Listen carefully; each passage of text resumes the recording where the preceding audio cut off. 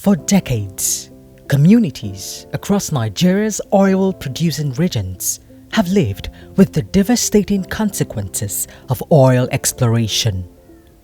Polluted rivers, dead farmlands, contaminated drinking water, generations raised on the smell of crude. Families watching their livelihoods erode while their complaints echo into silence. We always facing flooding, sea erosion as a result of oil exploration and exploitation in the community. From 2015 to 2022, if I will recount over 13 oil spills confirmed and no action had been taken. Basically what we do is go into any community that have issues with oil spillage and gas flaring, then take up course of actions on their behalf. For many, this was simply the way life was. Damage without remedy, suffering without justice. Oil spills were frequent, compensation was rare, and the systems meant to protect citizens felt distant and inaccessible. People knew the injustice, but not the pathway to challenge it. This is the story SERAP choose to step into. For my people perish for lack of knowledge. You know, once you are not aware, even if someone is stealing your right, you will be giving the person compliments, hailing the person. But SERAP led a crusade. It was a big eye-opener. They made us understand our own rights, the way and manner we should relate with the OICs, the way we should also address issues of environmental concern because they directly affect and impact on our general well-being. SERAP, the Socio-Economic Rights and Accountability Project, began by visiting communities often forgotten, yet deeply affected. They came not with promises, but with tools: the law, Public Interest Litigation, the Freedom of Information Act, and the knowledge that accountability is a right. Public interest litigation, or perhaps you would call it an aspect of legal advocacy, is a very good alternative. And I would call it should actually be the main to allow the host communities on the Niger Delta and the oil-producing communities to seek redress and to hold government and international oil companies accountable for the environmental devastation in the Niger Delta. It means that people are able to use alternative means that is not violent to get across their message. And that is why we have not only encouraged it, we have also teamed up and partnered with the host communities sometimes to file those cases in court. And what that's done is that in the various communities where we operate and we found willing partners, there is a reduction in violence. My first reaction was that, will it be possible? Because in Nigeria, to get judgment is difficult. So I felt that probably it may not work. But all of a sudden, I noticed that it was gathering momentum. Several interests were pushed into the system. And they told me I will get justice. And I believed it. Across Akwa Ibom, Rivers, Bayelsa, Delta, Ondo, Cross Rivers and Edo, SERAP created spaces where ordinary people could learn how to demand change. People who once felt powerless began to understand that the law could serve them. They learned how to file petitions, write FOI requests, gather evidence, engage authorities, and even challenge government institutions and oil companies in court. And perhaps how we can partner together to make social justice a reality in the Niger Delta. Today's gathering is more than a lunch. It is a call to action. It challenges us to harness the power of strategic litigation and public interest advocacy as instrument for protecting communities, securing justice and demanding transparency in the management of Nigeria's natural resources. During our journey, we sat with traditional rulers, youths, women leaders, and everyday citizens, people who had lived through years of environmental degradation. They spoke of the past with quiet pain. Destroyed rivers, sickness linked to polluted water, endless reports submitted without response. But their voices changed when they spoke about SERAP.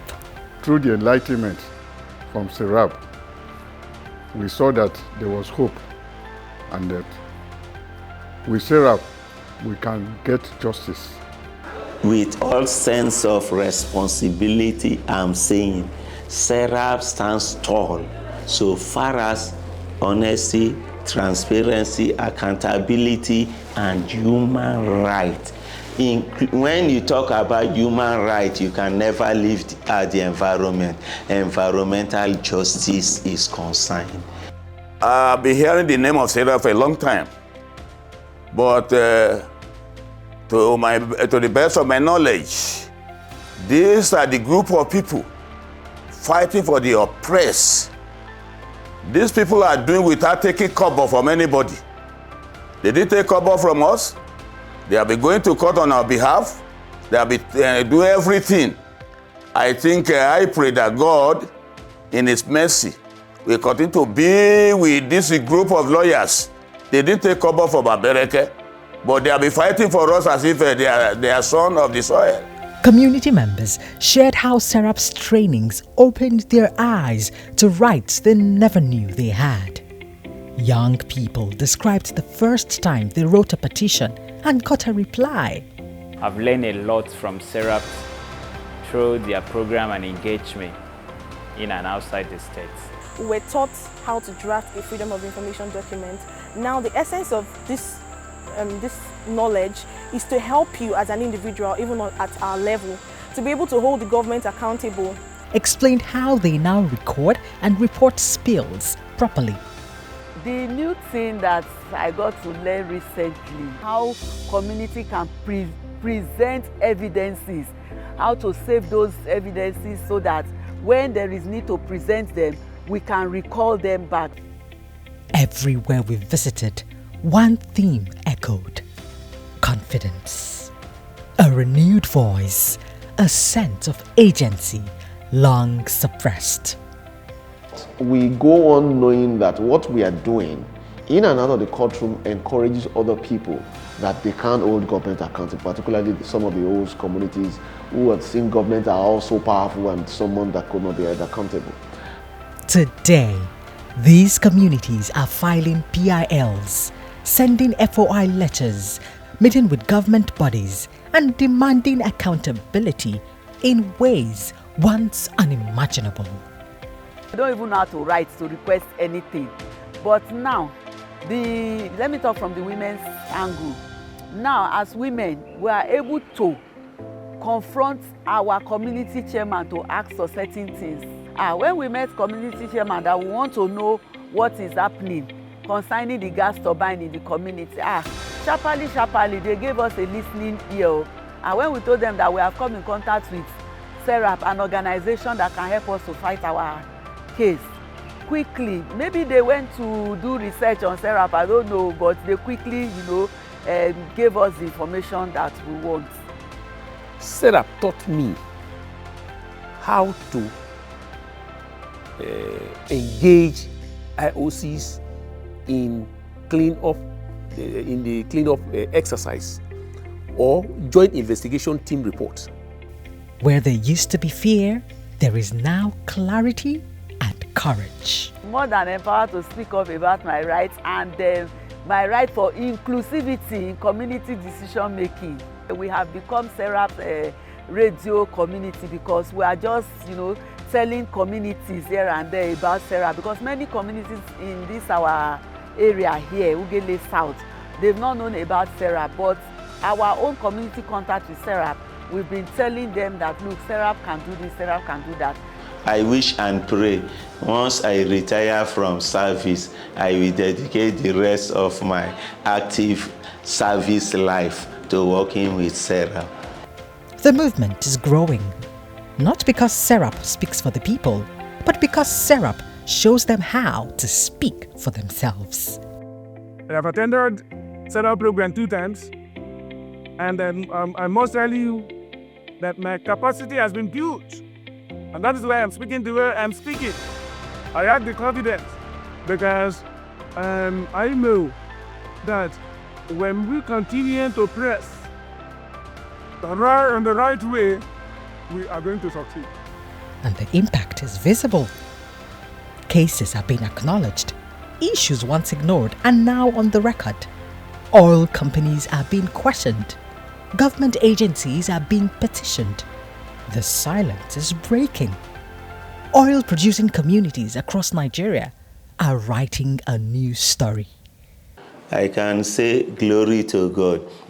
For the first time this year there was spill, and without dragging them to court, they brought relief materials. After my litigation at the international level, the proceeds of that litigation created a marvelous thing in the community. My community have been able to acquire several acres of land for the purpose of development. My community is planning to build a technical school. They want to put up a health center. One of awareness, empowerment, and action. A story built not on frustration, but on knowledge. Not on silence, but on the boldness to demand better.